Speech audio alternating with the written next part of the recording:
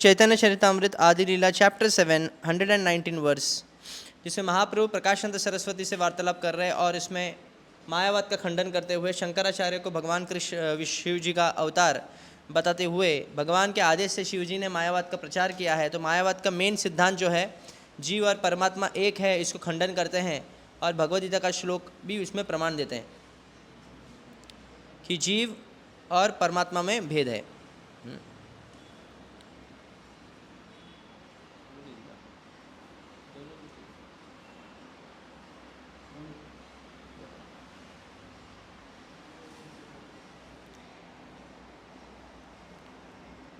विष्णु शक्ति परा प्रोक्ता क्षेत्रज्ञाख्या तथा परा अविद्या कर्म। ओके, ये संस्कृत है। विष्णु शक्ति परा प्रोक्ता क्षेत्रज्ञाख्या तथा परा अविद्या कर्म संज्ञान्य तृतीया शक्तिरिष्यते। The potency of Lord Vishnu is summarized in 3 categories, namely the spiritual potency, the living entities, and ignorance. The spiritual potency is full of knowledge. The living entities, although belonging to the spiritual potency, are subject to bewilderment. And the third energy, which is full of ignorance, which is always visible in fruitive activities. तो 3 मुख्य शक्ति भगवान की यहाँ पे बताए गए। एक तो आध्यात्मिक शक्ति, दूसरे है जीव और तीसरा है अविद्या। Okay, purport by Srila Prabhupada. This is quotation from the Vishnu Purana, कि विष्णु पुराण से कोट किया है, इसलिए ऐसा हुआ है। नहीं तो हम लोग जो शक्तियाँ की बात करते तो ये बहिरंगा शक्ति, अंतरंगा शक्ति और तटस्थ शक्ति बोलते हैं। In the previous verse quoted from the Bhagavad Gita, it has been established that the living entities are to be categorized among the Lord's potencies. Lord is potent and there are varieties of potencies. Parasya Shaktir Vividhaiva Shruyate. Now in this quotation from the Vishnu Puran, this is further confirmed. There are varieties of potencies and they have been divided into 3 categories, namely spiritual, marginal and external. Okay, वही है अंतरंग शक्ति, बहिरंग शक्ति और तटस्थ शक्ति। Marginal यानी तटस्थ शक्ति, एक्सटर्नल यानी बहिरंग शक्ति जो कि माया है, अविद्या बोल सकते हैं आप, और आध्यात्मिक शक्ति जो है वो अंतरंग, भगवान की अंतरंग शक्ति है। और अंतरंग शक्ति में भी आप देखेंगे, अंतरंग शक्ति का भी क्या है, 3 विभाजन है जो बोला गया था ना, क्या है? वेरी गुड, संवित, संधिनी और लादिनी। ओके, तो ये 3 शक्तियाँ इसमें। So now in this quotation from the Vishnu Purana, this further confirmed there are varieties of potencies and they have been divided into 3 categories, namely spiritual, marginal and external. The spiritual potency is manifested in the spiritual world. Krishna's form, qualities, activities and entourage are all spiritual. This is confirmed in the Bhagavad Gita. Ajopi san avyayatma bhutanam ishvaropi san prakritim samadhisthaya sambhavami atma mayaya. Although I am unborn and my transcendental body never deteriorates, and although I am the Lord of all living entities, by my spiritual potency, I still appear in every millennium in my original transcendental form. Atma Maya refers to the spiritual potency. तो भगवान गीता का ये श्लोक है, अजोपी यानी भगवान जन्म नहीं लेते, अव्यय। The spiritual potency is manifested in the spiritual world. Krishna's form, qualities, activities and entourage are all spiritual. This is confirmed in Bhagavad Gita. Ajopi san avyayatma bhutanam ishvaropi san prakriti adhisthaya sambhavami atma mayaya. Although I am unborn, Krishna कहते हैं I am unborn, अजन्मा हूँ, my transcendental body never deteriorates. मेरी जो आध्यात्मिक स्वरूप है, मेरा जो आध्यात्मिक शरीर है वो कभी भी क्षय नहीं होता है। And although I am the Lord of all living entities, by my spiritual potency I still appear in every millennium in my original transcendental form.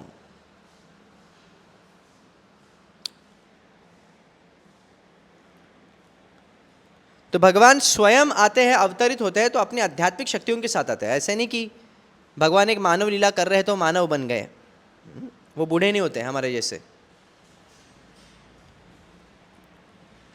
Atma Maya refers to the spiritual potency. When Krishna comes to this or any other universe, he does so with his spiritual potency. We take birth by the force of the material potency, but as stated here with reference to the Vishnu Puran, the Kshetragya or living entity belongs to the spiritual potency.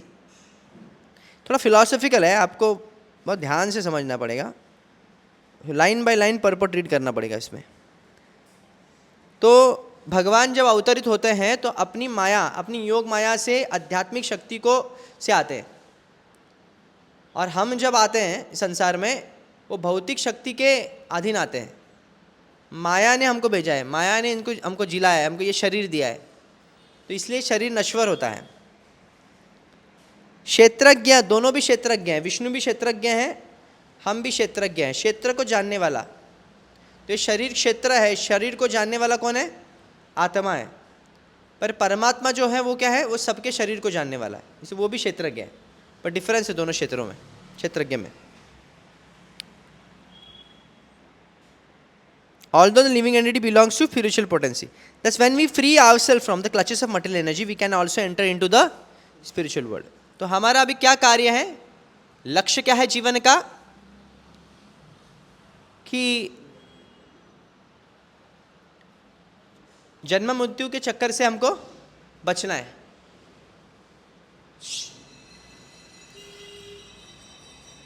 So the material potency,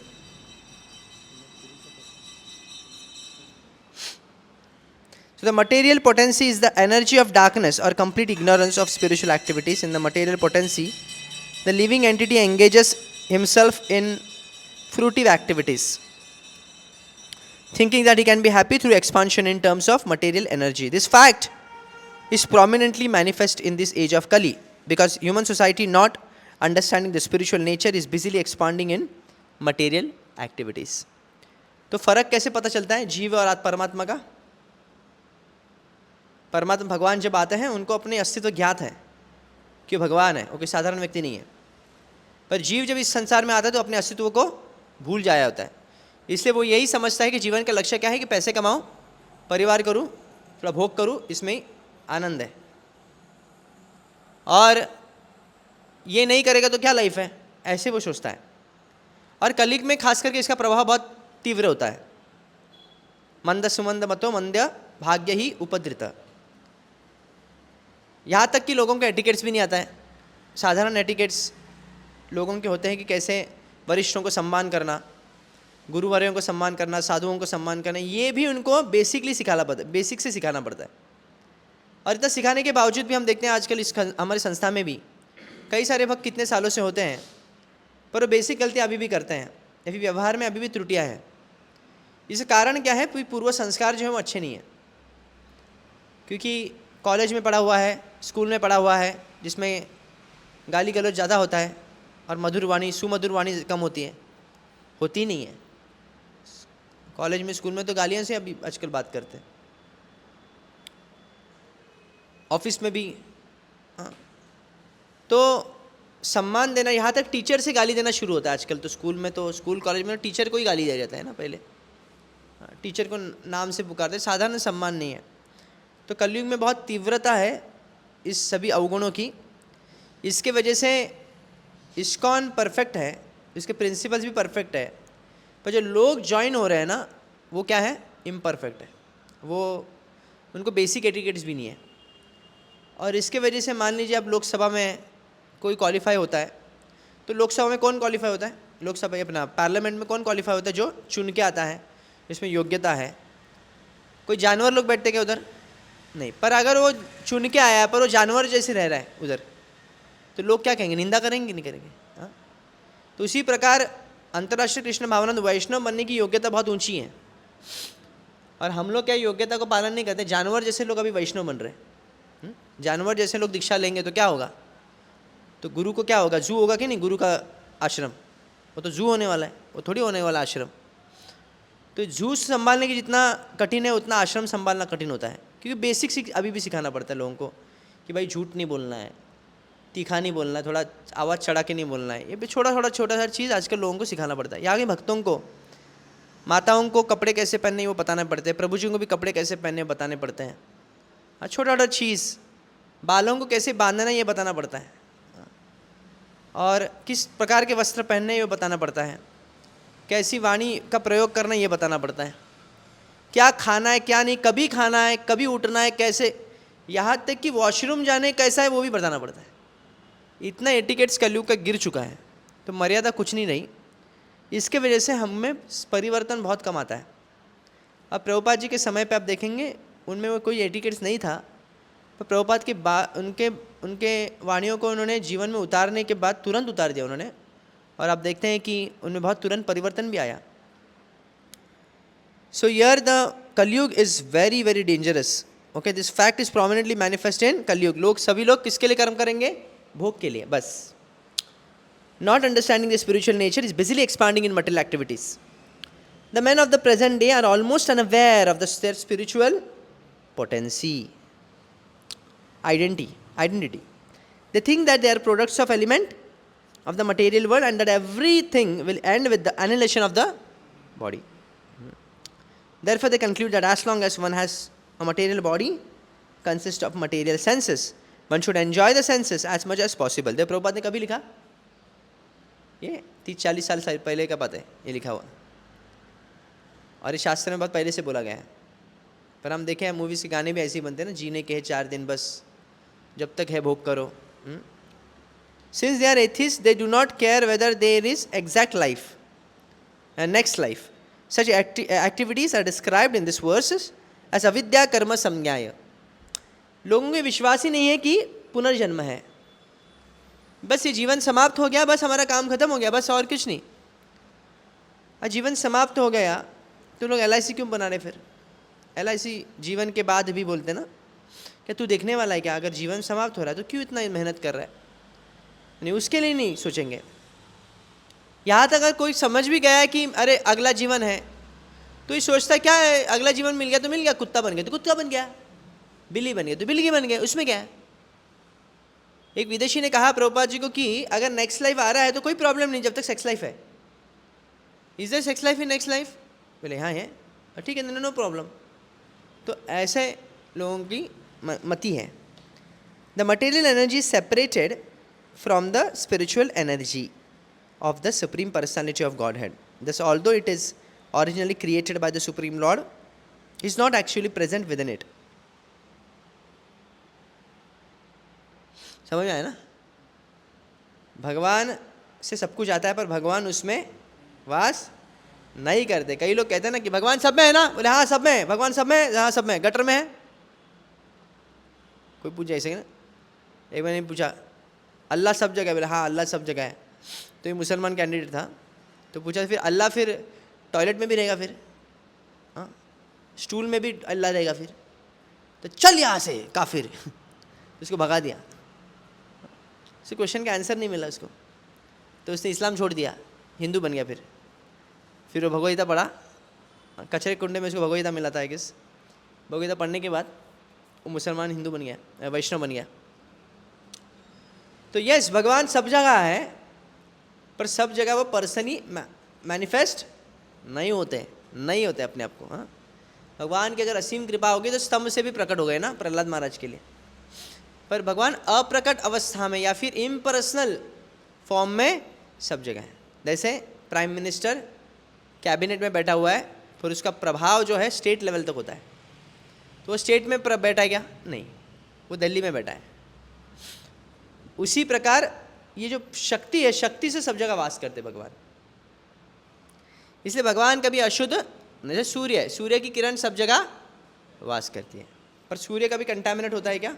नहीं होता। उसी प्रकार भगवान भले ही सब जगह वास करते हैं, हमारे जैसे बेकार लोगों के हृदय में वास करते, तो भगवान बेकार नहीं बनते ना, भगवान शुद्ध ही है। The material energy is separated from the spiritual energy of the Supreme Personality of Godhead. Thus, although it is originally created by the Supreme Lord, He is not actually present within it. The Lord also confirms Matsthani Sarvabhutani. ये श्लोक है, नचम तेषु अवस्थितः। आगे का line रहे, मया ततम इदम सर्वम जगत अव्यक्त मूर्तिना मत्स्थानि सर्वभूतानि न चाहम तेष्व अवस्थितः, मैं पूरे अव्यक्त रूप में सब जगह वास करता हूँ, कृष्ण कह रहे हैं। मत्सानी सर्वभूतानी, सब कुछ मेरे से आ रहा है, मुझ में ही सब कुछ है, पर मैं उसमें न चाह तेष्व अहम अवस्थिति, मैं उसमें नहीं हूँ। तो कुत्ते में भी भगवान है कि नहीं? तो क्या कुत्ते को हम हार डालते हैं? कई लोग बोलते कुत्ते हैं भगवान, तो कुत्तों को पूछो ना। पेड़ में तो नहीं, हम लोग शास्त्रों के अनुसार भगवान की जो छवि है उसके हिसाब से विग्रह बनाते हैं, फिर उसको ही पूछते हैं। जिस प्रकार इंडियन फ्लैग को पूजा जाता है भारत का प्रतीक करके, उसी प्रकार भगवान कृष्ण के विग्रह को गंगा जल हो या फिर तुलसी हो, भगवान उतना ही सम्मान दिया जाता है, भगवान को सम्मान दिया जा सकता है। This indicates that everything is resting on its own energy. For example, the planets are resting within outer space, which is separated energy of Krishna. Okay, Bhagavad Gita का श्लोक है ये भी, हाँ, ये भी एक श्लोक है। कौन सा है? गामा विश्वच भूतानि धार्यमहम ओजसा पुष्णामि च औषधि सर्वा सोमो भूत्वा रसात्मकः।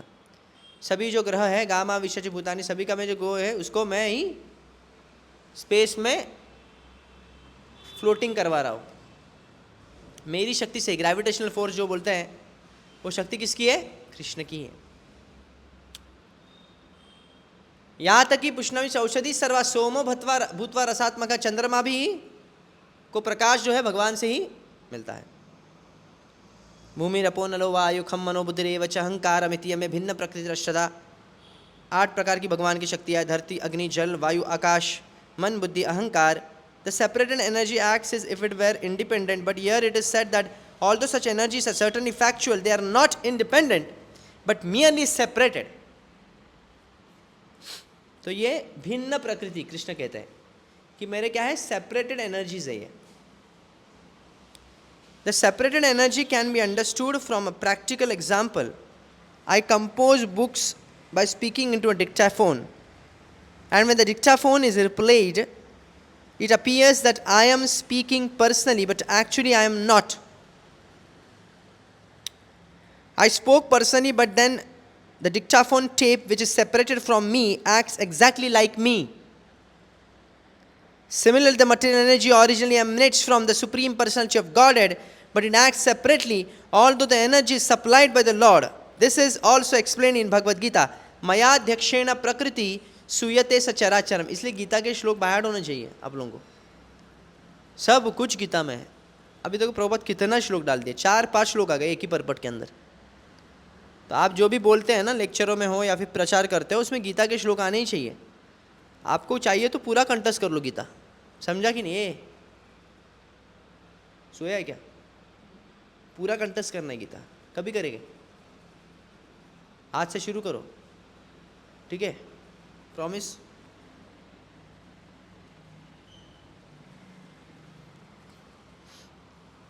तो पूरा भगवद गीता कंठस्थ करेंगे, कम से कम एक ग्रंथ तो कंठस्थ करो, पूरा गीता कंठस्थ कर लो। 5 साल टाइम ले लो, कोई प्रॉब्लम नहीं, पर पूरा कर लो। मुझे 3.5 साल लगा था उस टाइम पे। This material nature is working under my direction. मयाध्यक्षण है, भगवान की अध्यक्षता में सभी शक्तियां विचरण करती है, चलती हैं। उदाहरण क्या दिया? स्पीकर का या फिर डिक्टाफोन का। ये स्पीकर भी आप देखिए, आप रिकॉर्ड कर दिए ब्लूटूथ, हमारे स्पीकर रिकॉर्ड कर दिया। आप एक रिकॉर्डर स्पीकर होता है, और रिकॉर्ड करने के बाद क्या है, आपने वो प्ले कर लिया। अभी समझा, मेरा आवाज़ है, मैं अभी रिकॉर्ड कर रहा हूँ, उसको आप जैसे प्ले किया, वो वैसे ही बोलेगा जैसे मैं बोल रहा हूँ, बराबर कि नहीं? बट क्या वो मैं हूँ? नहीं है, सेपरेटेड एनर्जी हो गया वो। ओके, अंडर द गाइडेंस और superintendence of the supreme personality of God, the material energy works as if independent, although it is not actually independent. भले ही सेपरेटेड एनर्जी है, पर वो डिपेंडेंट है भगवान के ऊपर। वो ऐसे ऑटोमेटिकली प्ले नहीं कर सकते जब तक मैं आवाज रिकॉर्ड उसमें नहीं करवाऊंगा। In this verse from the Vishnu Purana, the total energy of the Supreme Personality of Godhead is classified in 3 divisions: the spiritual internal potency and the marginal potency or kshetragya, the living entity, and the material potency which is separated from the supreme personality of Godhead appears to act independently. When Srila Vyasadeva by meditation and self-realization saw the supreme personality of Godhead, he also saw the separated energy of the Lord standing behind him. Apashyat purusham puranam mayam cha tad apashrayam. Vyasadeva also realized that it is this separated energy of the Lord, the material energy, that covers the knowledge of the living entities. Yaya sammohita jiva atmanam trigunatmakam. The separated material energy bewilders the living entities, and thus they work very hard under its influence, not knowing that they are not fulfilling their mission in life. जब व्यासदेव जी को भगवान का दर्शन हुआ तो उन्होंने भगवान की भिन्न शक्ति का भी दर्शन किया, जो कि भगवान की पीठ पीछे थी. इसलिए माया जो है भगवान की कहाँ रहती है? पीठ पीछे, सामने नहीं. माया कभी भी भगवान कृष्ण के सामने कभी नहीं है, वो पीठ पीछे रहती है. She in the back. तो जब आप भगवान को बैक दिखाएंगे तो माया फिर आपको पकड़ लेती है. कृष्ण भूली से ही जीव, अनादिर बहिर्मुख, निकटस्थ माया तारे देय संसार दुख. और कौन सा है? कृष्ण भूली से ही जीव भोगा, कृष्ण है बहिर्मुख भोगा वांछा करे, निकटस्थ माया तारे झपटिया धरे. आप थोड़ा कृष्ण से अलग हो जाएंगे तो माया क्या करे? झपट लेगी. जैसे भूत होता है ना, आप वो स्थान में जाएंगे तब सीधे स्थान छोड़ के मैंने भूत को निकाल दिया, पर फिर से वो जब स्थान में जाएंगे तो फिर से भूत आपकर झपट देगा, और फिर झपट लेने के बाद आपके हाथ में नहीं है फिर बाहर लाना उसको. तो सम्मोहित जीव सम्मोहित होता है.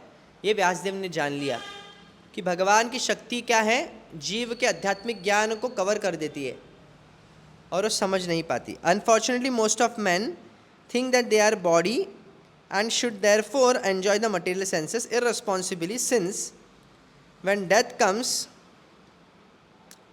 everything will be finished. This atheistic philosophy also flourished in India, where it was sometimes propagated by Charvak Muni. Charvak Mahashaya ji ne भी atheist philosophy दी. ऋणम कृत्वा घृतम पीबेत यावत् जीवेत सुखम जीवेत भस्मीभूतस्य देहस्य कुतः पुनर्आगमो भवेत. क्या बोल रहे हैं? ये कह रहे हैं ऋणम कृत्वा, ऋण कर लो आप, और घृतम पीबेत, और घी पी लो. उस टाइम पे ओरिजिनल घी मिलती थी, आजकल बहुत मुश्किल है ओरिजिनल घी मिलना. तो ऋण करके क्या करना है? घी पीना है.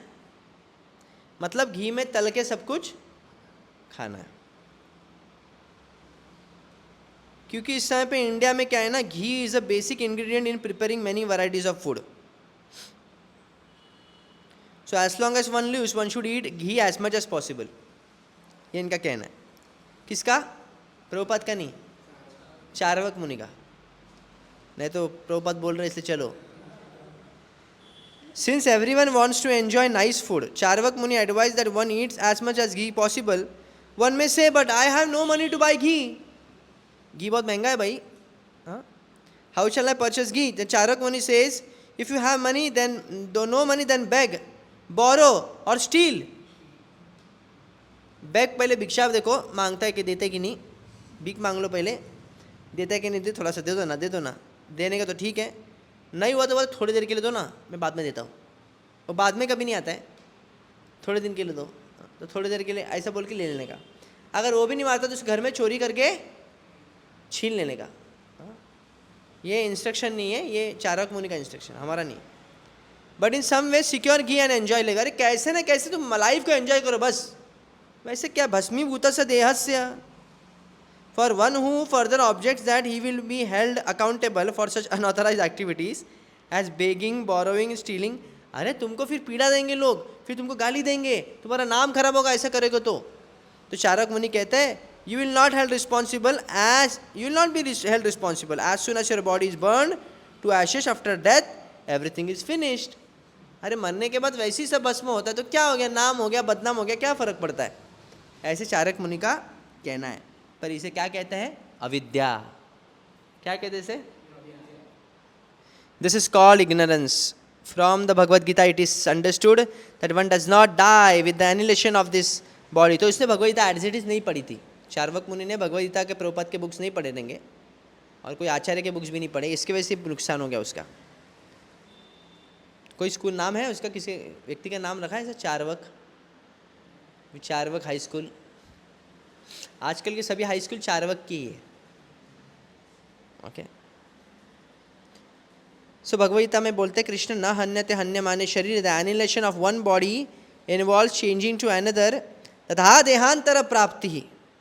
Therefore, to perform irresponsible activities in the material world is very dangerous. Without knowledge of the spirit soul and its transmigration, people are allured by the material energy to engage in many such activities.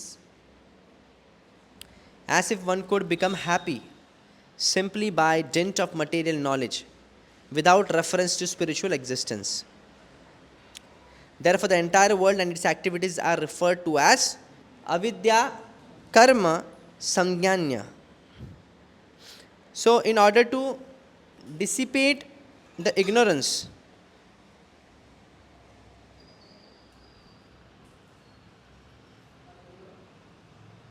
so this is called ignorance. So, from the Bhagavad Gita it is understood न हन्यते हन्यमाने शरीर तथा देहांतर प्राप्ति. ये सब श्लोक आते हैं जिसमें हमको पुनर्जन्म के बारे में बताया गया है कि शरीर त्यागने के बाद सब कुछ नष्ट नहीं होता है, हमको फिर से एक शरीर धारण करते हैं. Without knowledge of the spirit soul, its transmigration, people are allured by the material energy to engage in many such activities as if one could become happy simply by. Okay, ये हो गया हम लोग ना, कर्म संज्ञान तक हो गया कि लोगों को लगता है कि हम सुख ही हो जाएंगे भौतिक संसार में सिर्फ शरीर को देखभाल करने से. पर ये ठीक नहीं. शरीर के लिए सिर्फ कुछ भी करने से हमको पाप अपराध भी लग सकता है, इसका फल भुगतना पड़ सकता है. So, in order to dissipate the ignorance of the human beings who work under the material energy, which is separated from the supreme personality of Godhead, the Lord comes down to revive their original nature of spiritual activities. यदा यदा ही धर्मस्य ग्लानिर्भवति भारत. तो धर्म का ग्लानि होना मतलब क्या है? आध्यात्मिक ज्ञान जो है वो क्या होना? कि कमतरता होना या फिर पूरी तरह नष्ट होना, तभी भगवान आता है. यानी मैं शरीर नहीं, मैं आत्मा हूँ, मैं भगवान कृष्ण का सेवक हूँ. ये जो ज्ञान है तथा कथित जो धर्म नहीं, ये नहीं कि हम ये हैं, हम वो है, हम हिंदू है, हम इस्लामी है, ये सब धर्म नहीं. तथा कथित धर्म नहीं, इसके बारे में बात कर रहे हैं जहाँ पे आध्यात्मिक ज्ञान नहीं है कि मैं शरीर नहीं, मैं आत्मा. As soon as they deviate from their original nature, the Lords come to teach them. Sarva dharman parityajya mamekam sharanam vraja. My dear living entities, give up all material activities and simply surrender unto me for protection. It is a statement of Charvaka Muni that one should beg, borrow or steal money to purchase ghee and enjoy life. Rinam kritva ghritam pibet. Thus, even the greatest atheist of India recommends that one eats ghee, not meat. No one could conceive of human beings eating meat like tigers and dogs, but men have become so degraded that they are just like animals and can no longer claim to be having a human civilization. तो कम से कम चार्वक मुनि भोगवादी व्यक्ति था और इसके सब disciple भी भोगवादी थे, पर ज़्यादातर भोग क्या करते थे? घी में तले हुए पकोड़े, पूरी, कचौरी खाते थे. पर आजकल का क्या है?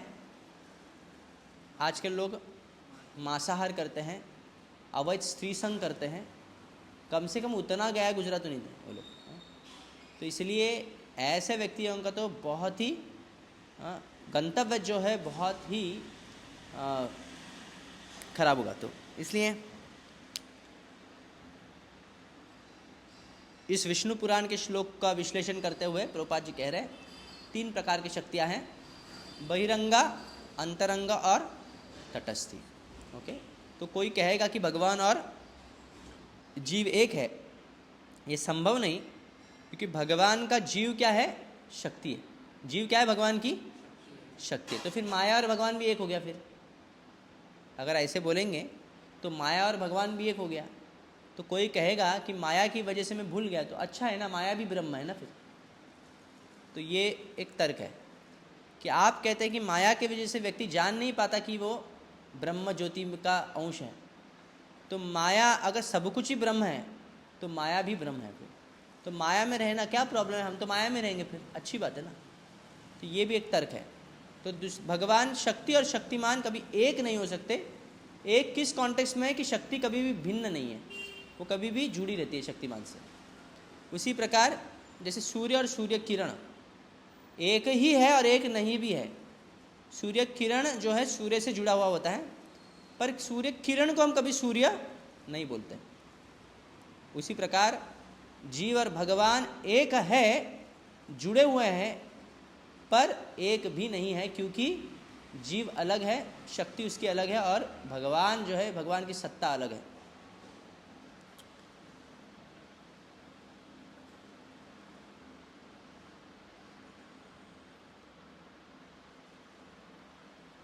नेक्स्ट वर्स, बहुत छोटे छोटे पर्पट से, अभी ज़्यादा बड़े नहीं लग रहे ना।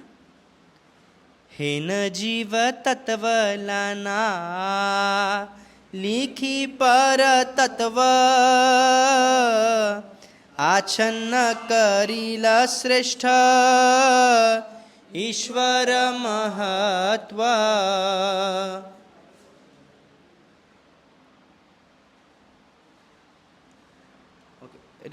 Read translation and purport.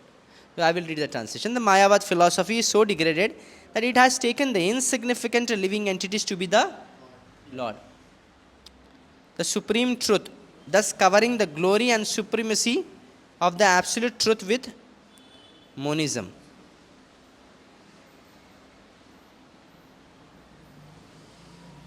तो मायावाद का दूसरा सिद्धांत है। पहला सिद्धांत क्या है, जीव और भगवान एक है, पर और उसके ही एक सिद्धांत में क्या हो गया, फिर और एक सिद्धांत है कि फिर जीव जो है किसकी पोस्ट ले सकता है, भगवान की, पर हो कि जीव बहुत सूक्ष्म है पर फिर भी भगवान की पोस्ट लेता है।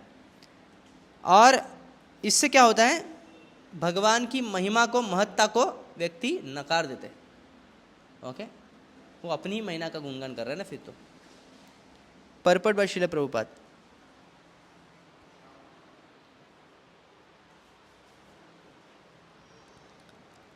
Srila Bhaktivinoda Thakur comments in this connection that in all Vedic scriptures, the Jiva Tattva, the truth of the living entity, is mentioned to be one of the energies of the Lord. If one does not accept the living entity to be a minute, infinitesimal spark of the Supreme, but equates the Jiva Tattva with the Supreme Brahman or the Supreme Personality of Godhead, it must be understood that his entire philosophy is based on a misunderstanding. Unfortunately, Sripad Shankaracharya purposely claimed the Jiva Tattva or living entities to be equal to the Supreme God. Therefore, his entire philosophy is based on a misunderstanding, and it misguides people to become atheists, whose mission in life is unfulfilled. The mission of human life, as described in the Bhagavad Gita, is to surrender unto the Supreme Lord and become his devotee. But the Mayavada philosophy misleads one to defy the existence of the Supreme Personality of Godhead and pose oneself as the Supreme Lord. Thus, it has misguided hundreds and thousands of innocent men. In the Vedanta Sutra, Vyasadeva has described that the Supreme Personality of Godhead is potent, and that everything, material or spiritual, is but an emanation of his energy. The Lord, the Supreme Brahman, is the origin and source of everything, Janmadhya Asya Yataha, and all other manifestations are emanations of different energies of the Supreme Lord. This is also confirmed in Vishnu Purana. एकदेश स्थितस्याग्नेर ज्योत्स्ना विस्तारिणी यथा परस्य ब्रह्मणः शक्तिस् तथेदम अखिलम जगत. Whatever we see in this world is simply an expansion of different energies of the Supreme Lord, Supreme Personality of Godhead, who is exactly like a fire that spreads illumination for a long distance, although it is situated in one place. ये सूर्य एक जगह पे located है और उसका प्रकाश पूरे ब्रह्मांड में फैल जाता है, उसी भगवान गोलोक एवं निवसति अखिलात्मभूतो, गोलोक में वास करते हैं, पर उनका प्रभाव जो है सभी ब्रह्मांड चर चर अचर जीवन तक, अणु तक फैला हुआ है। अंडांतरस्थम परमाणु चयंतरस्थम। भगवान यस्य प्रभा प्रभवतो जगदंड कोटि कोटेश वशेष वसुधादि विभूति भिन्नम। भगवान की विभूतियाँ इतनी भिन्न हैं, परास्य शक्ति विविधैव श्रूयते, कि इसका आकलन करना ही कठिन है। और ऐसे मायावादी लोग जो है, जो भगवान और जीव को एक समझ बैठते हैं, वो जीव जो है वो अपने पत्नी को कंट्रोल में नहीं रख सकता, या अपने बच्चे को कंट्रोल में नहीं रख सकता, या अपने बॉस को भी कंट्रोल में नहीं रख सकता। तो वो कहता है कि मैं ब्रह्मांड का स्वामी, है तो पागलपन नहीं तो क्या है। यहाँ तक खुद की यूरिन को कंट्रोल नहीं कर सकता। वो बुखार आ गया तो वो अपने आप को कंट्रोल नहीं कर सकता, अपने बीमारी को भी कंट्रोल नहीं कर सकता। तो ऐसा व्यक्ति, तथाकथित लोग अपने आप को भगवान समझने वाले व्यक्ति, ये मूर्ख नहीं तो क्या है। तो भगवान को जेल में कोई कहते कि नहीं, हमारे बाबा भी भगवान कृष्ण के जैसे जेल में गए, तो कृष्ण जेल में गए, तो कृष्ण जेल में गए एक रात में निकल गए। आपके बाबा जी जेल में जाते हैं तो कई रात, अभी तक कई सालों तक हैं। तो you can not equate Lord with living entity, this is the greatest offence. ऐसे लोग थकते हैं, कई लोग दिग्भ्रमित हो जाते हैं। ऐसी वजह से भारतीय संस्कृति में, भारत में कई लोग भगवान विष्णु भक्ति से च्युत हो गए इसकी वजह से। Whatever we see in this world is simply an expansion of different energies of supreme personality of Godhead. ये आध्यात्मिक तत्व है। जब हम उन्नत करते हैं तभी व्यक्ति को सब चीज़ भगवान के संबंध में दिखती है। The vivid example is stated, similarly it is stated that just as everything in this material world exists in the sunshine, which is the energy of the sun, so everything exists on the basis of spiritual and material energies of the supreme personality of Godhead. सब कुछ सूर्य प्रकाश के निर्भर है ना। सूर्य हमारे पास नहीं है पर सूर्य प्रकाश है, तो उसी प्रकार भगवान के इम्पर्सनल शक्ति में सब कुछ निर्भर है। Thus although Krishna is situated in his own abode, Golok eva nivasati akhilatma bhutah, where he enjoys his transcendental pastimes with the cowherd boys and gopis, he is nevertheless present everywhere, even within the atoms of this universe, andantarastha paramanu chayantarastham. This is the verdict of the literature, Vedic literature. Unfortunately, the Mayavad philosophy, misguiding people by claiming the living entity to be the Lord, has created havoc throughout the entire world and led almost everyone to godlessness. Impersonal concept Christianity में भी आ रहा है, इस्लाम में भी आता है, अलग अलग रिलीजन में भी आता है, और हमारे सनातन धर्म में तो है ही। तो इससे वजह से व्यक्ति को क्या किया, एथिस्ट बना के रखा है। By thus covering the glories of the Supreme Lord, the Mayavadi philosophers have done the greatest disservice to human society. It is to counteract these most abominable activities of the Mayavadi philosophers that Lord Chaitanya has introduced the Hare Krishna Mahamantra. Hare Krishna, Hare Nama, Hare Nama, Hare Nama eva kevalam. Kalau nastyeva, nastyeva, nastyeva gatiranyatha. In this age of quarrel and hypocrisy, the only means of deliverance is chanting the holy name of the Lord. There is no other way, there is no other way, there is no other way. People should simply engage in the chanting of the Hare Krishna Mahamantra, for thus they all gradually come to understand that they are not the Supreme Personality of Godhead as they have been taught by the Mayavadi philosophers, but are eternal servants of the Lord. As soon as one engages himself in this transcendental service of the Lord, he becomes free.